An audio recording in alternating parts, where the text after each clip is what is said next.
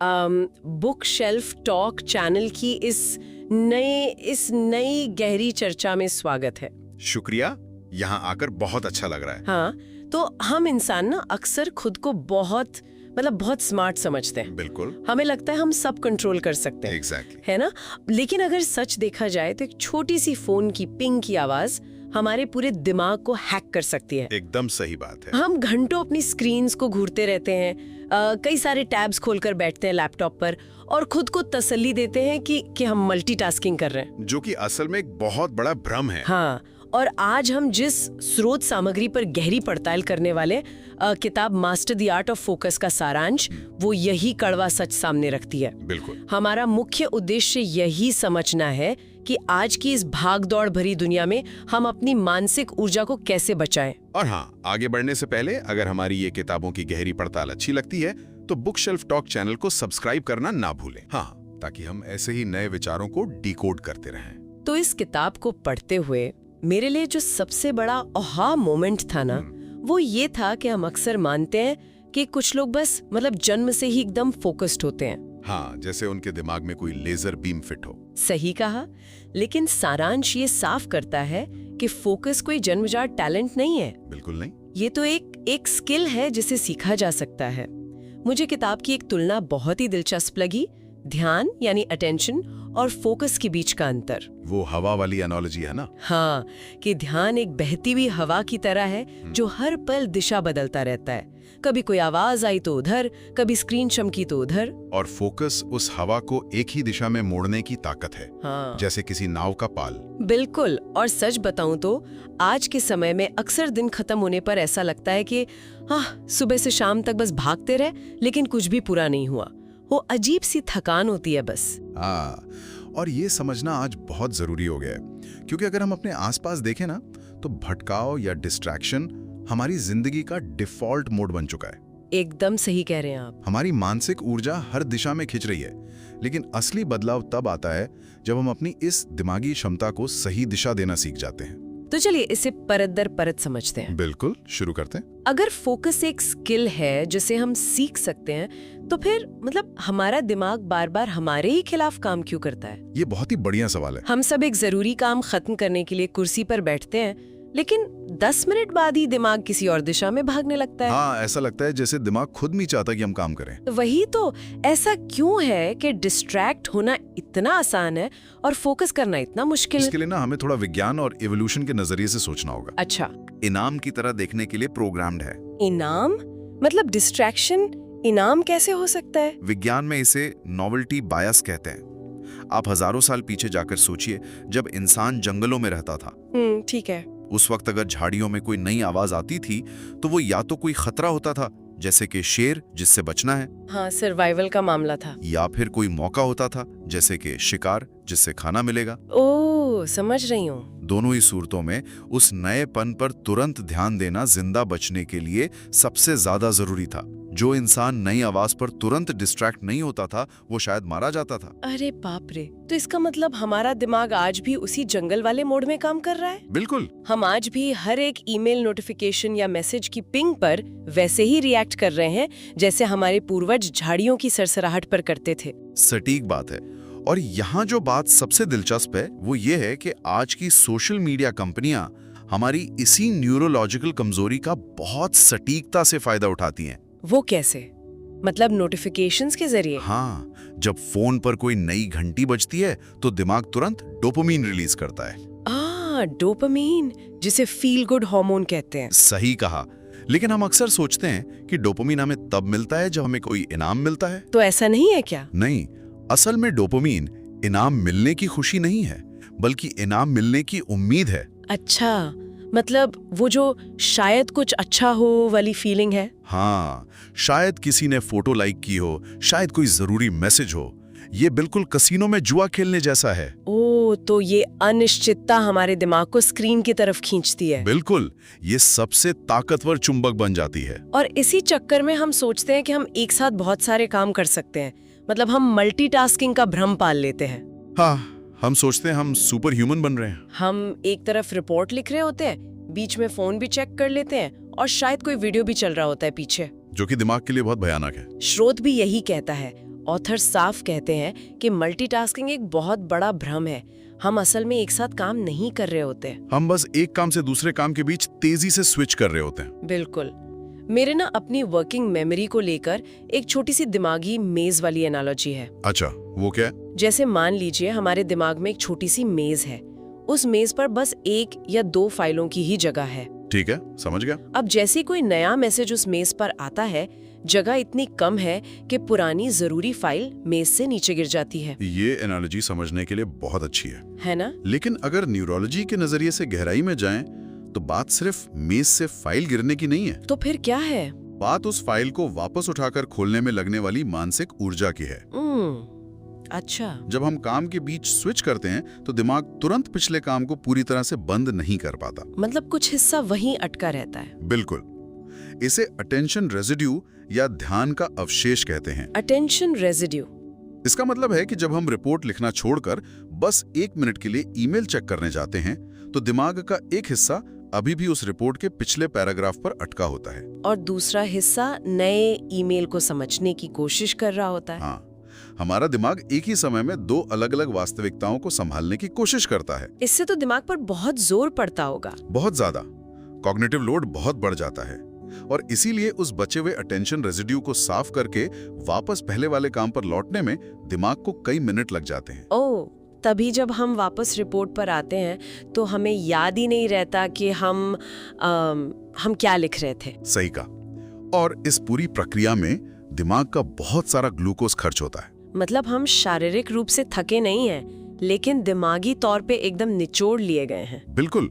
और जब हमारा दिमाग इस तरह थकता है तो वो खुद को बचाने के लिए इंस्टाग्राम या स्क्रोलिंग के एस्केप रूट्स तलाशने लगता है। एस्केप रूट्स मतलब बाहर निकलने के रास्ते? हाँ, क्योंकि कठिन काम ऊर्जा मांगते हैं और थका हुआ दिमाग आसान रास्ता ही चुनेगा। लेकिन एक सेकंड, यहाँ एक और स्थिति के बारे में सोचते हैं। बताइए। मान लीजिए कि हमने अपना फोन बंद करके दूसरे कमरे में रख दिया है। ठीक है।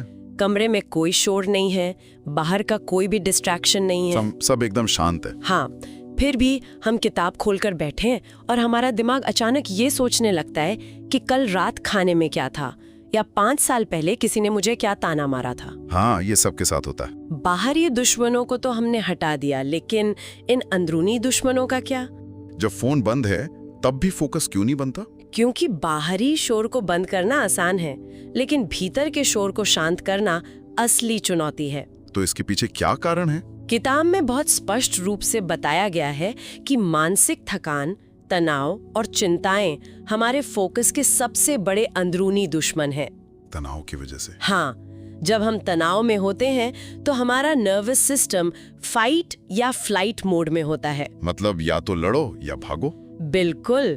ऐसे में दिमाग किसी एक काम पर फोकस करने के बजाय लगातार संभावित खतरों को स्कैन करता रहता है। और स्रोत में एक और बहुत दिलचस्प बात सामने आई है, स्पष्टता या क्लैरिटी की कमी। हाँ, ये बहुत बड़ा फैक्टर है।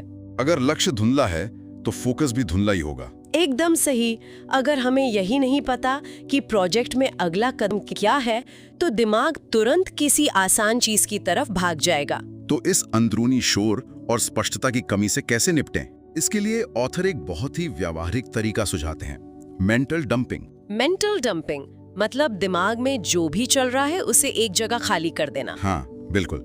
हमारे दिमाग में जो भी अधूरे काम, चिंताएं या रैंडम ख्याल आ रहे हैं, उन्हें एक कागज पर लिख लेना। कागज पर लिखने से क्या होगा? ये सुनने में साधारण लगता है, लेकिन जब हम चीजों को सिर्फ दिमाग में रखते हैं तो दिमाग बार बार उनकी याद दिलाता है ताकि हम भूल ना जाएं। ताकि कोई काम छूटे ना? हाँ, लेकिन जैसे ही वो विचार कागज पर आते हैं, दिमाग को सिग्नल मिल जाता है कि जानकारी सुरक्षित है और वो रिलैक्स हो जाता है। बिल्कुल, दिमाग हल्का हो जाता है। यहाँ बात सच में बहुत दिलचस्प हो जाती है, क्योंकि मतलब अक्सर इंटरनेट पे लोग किसी भी काम को शुरू करने के लिए मोटिवेशन के पीछे भागते हैं। हाँ, मोटिवेशनल वीडियो देखते हैं। बिल्कुल, लेकिन ये स्रोत बता रहा है कि मोटिवेशन भरोसेमंद ही नहीं है। क्योंकि मोटिवेशन भावनाओं पर निर्भर करता है। तो लोग इसके पीछे क्यों भाग रहे हैं फिर? क्योंकि वो आसान है और एक फील गुड एहसास देता है, लेकिन भावनाएं तो मौसम की तरह बदलती है ना। हाँ, आज मूड है, कल नहीं है। बिल्कुल। अगर काम मूड पर निर्भर है तो निरंतरता कभी नहीं आएगी। तो फिर असली चीज क्या है? ऑथर कहते हैं कि मोटिवेशन बस एक चिंगारी है, लेकिन जो चीज असल में चाहिए वो है डिसिप्लिन यानी अनुशासन। अनुशासन। हाँ, डिसिप्लिन एक कमिटमेंट है, एक आग है जो मूड की परवाह नहीं करता। और मुझे लगता है कि डिसिप्लिन इसीलिए भी जरूरी है क्योंकि ये हमारे दिमाग को रोज रोज के छोटे छोटे निर्णय लेने के बोझ से आजाद कर देता है। बिल्कुल सही। मतलब आज काम करूं या ना करूं, अभी करूं या शाम को। जब डिसिप्लिन होता है तो स्पष्टता होती है और निर्णय लेना आसान हो जाता है। एकदम सही। अच्छा, जब हमने दिमाग के दुश्मनों और अनुशासन को समझ लिया तो इसे असल जीवन में लागू कैसे करें? यहाँ बात आती है सिंगल टास्किंग और फ्लो स्टेट की। हाँ, फ्लो स्टेट, वो जादुई अवस्था जहाँ समय रुक जाता है। हाँ, और फ्लो स्टेट की शुरुआत सिंगल टास्किंग से ही होती है। एक समय में सिर्फ एक काम, जहाँ काम आसान लगने लगता है और हमारी पीक परफॉर्मेंस निकल कर आती है। बिल्कुल। लेकिन मतलब हम सोचें कि आज बैठेंगे और 4 घंटे बिना रुके उसी जादुई स्थिति में काम करेंगे तो वो तो मुमकिन नहीं है ना। नहीं, वो इंसान के लिए मुमकिन नहीं है। हाँ, इसे मेरी उस एनालॉजी से समझते हैं। कौन सी? जैसे मैराथन दौड़ने वाली बात। मतलब अगर कोई सोचे कि वो बिना प्रैक्टिस के अचानक 40 किलोमीटर दौड़ लेगा तो वो गिर ही पड़ेगा ना। बिल्कुल, शरीर जवाब दे देगा। वैसे ही 4 घंटे बिना रुके गहरे फोकस की उम्मीद करना गलत है। दिमाग की भी अपनी एक लय होती है। हाँ, फोकस साइकिल्स होते हैं। ऑथर बताते हैं कि 60 से 90 मिनट तक डीप फोकस और फिर एक छोटा ब्रेक, जिसे टाइम ब्लॉकिंग के साथ जोड़ा जाता है। सही कहा। फोकस असल में एक मेंटल स्टैमिना है। बिल्कुल। जैसे हम जिम में शरीर को ट्रेन करते हैं, पहले 15 मिनट, फिर 20, फिर 30, वैसे ही हमें अपने दिमाग को ट्रेन करना पड़ता है। और अगर हम इसे बड़ी तस्वीर से जोड़कर देखें तो फोकस सिर्फ दिमाग का खेल नहीं है। तो और किसका खेल है? ये शारीरिक ऊर्जा का भी खेल है, एनर्जी मैनेजमेंट। अच्छा। हाँ, अगर आपकी बैटरी 1% है तो सबसे अच्छा प्रोसेसर भी क्या कर लेगा? कुछ भी नहीं, फोन स्विच ऑफ हो जाएगा। बिल्कुल। इसी तरह दिमाग को फोकस करने के लिए अच्छी नींद, साफ खाना और मूवमेंट जरूरी है। ये बहुत ही गहरी बात है और आगे जो स्रोत में बताया गया है उसने तो मुझे सच में सोचने पे मजबूर कर दिया। किस बारे में? कि फोकस सिर्फ दफ्तर के काम या प्रोडक्टिविटी तक ही सीमित नहीं है, इसका असर हमारे निजी जीवन और रिश्तों पर भी पड़ता है। हाँ, ये हिस्सा बहुत अहम है। तो इस सब का असल मतलब क्या है? मतलब स्रोत ने प्रोडक्टिविटी की तकनीक को रिश्तों की गहराई से कैसे जोड़ दिया? देखिए, रिश्तों में फोकस का मतलब है बातचीत करते समय पूरी तरह उपस्थित रहना, प्रेजेंट रहना। फोन को उल्टा करके रख देना और बिना बीच में टोके पूरी बात सुनना। बिल्कुल। जब हम किसी की बात पूरी तरह सुनते हैं तो हम उन्हें ये महसूस कराते हैं कि उन्हें सुना जा रहा है। मुझे तो लगता है कि आज के दौर में अपना फोन दूर रखकर किसी की बात सुनना सबसे बड़ा सम्मान है। एकदम सही। किताब कहती है कि ध्यान देना प्यार की एक भाषा है। कितनी खूबसूरत लाइन है ये। हाँ, क्योंकि जब मन बिखरा होता है तो इंसान ना तो रिश्तों की कदर कर पाता है और ना ही कुछ नया सीख पाता है। और यहीं से शायद व्यक्तिगत विकास या पर्सनल ग्रोथ की बात आती है। हाँ, इसके लिए माइंडफुलनेस का अभ्यास बहुत कारगर है। माइंडफुलनेस? हाँ, कुछ मिनट बस अपनी सांसों पर ध्यान देना, ये दिमाग के लिए एक मेंटल रीसेट बटन की तरह काम करता है। और फिर कंसिस्टेंसी यानी निरंतरता, रोज छोटे छोटे कदम उठाना और खुद में 1% सुधार करना। बिल्कुल, कल से बेहतर बनने का यही रास्ता है। तो अगर हम इस पूरी चर्चा को समेटें तो निष्कर्ष यही निकलता है कि मास्टरी का मतलब ये नहीं है कि इंसान का ध्यान कभी भटके ही ना। नहीं, भटकेगा तो जरूर, वो इंसान की फितरत है। हाँ, असली मास्टरी का मतलब है कि जब ध्यान भटके तो उसे वापस अपने काम पर खींच लाना। एकदम सही। ये एक दिन का काम नहीं बल्कि जीवन भर चलने वाली यात्रा है। विशेषज्ञ आज हमने सीखा कि दिमाग हमेशा कुछ नया ढूंढता है, नॉवेल्टी ढूंढता है और बोरियत से भागता है। हाँ, हमने यही चर्चा की। लेकिन क्या ऐसा हो सकता है, मेरा मतलब है कि ऐसा हो सकता है कि जिस बोरियत से हम फोन चलाकर भागने की कोशिश करते हैं वही असल में गहरे फोकस में उतरने का इकलौता दरवाजा हो? ये बहुत गहरा सवाल है। अगर हम अपने जीवन से खाली समय और बोरियत को पूरी तरह खत्म कर देंगे तो क्या हम कभी वो फ्लो स्टेट हासिल कर पाएंगे? ये सोचने वाली बात है। और इसी विचार के साथ हम इस चर्चा को यहीं विराम देते हैं। इस सवाल का जवाब आप लोग खुद ढूंढने की कोशिश कीजिएगा। बुकशेल्फ टॉक की इस गहरी पड़ताल में हमारे साथ जुड़ने के लिए बहुत बहुत शुक्रिया। शुक्रिया।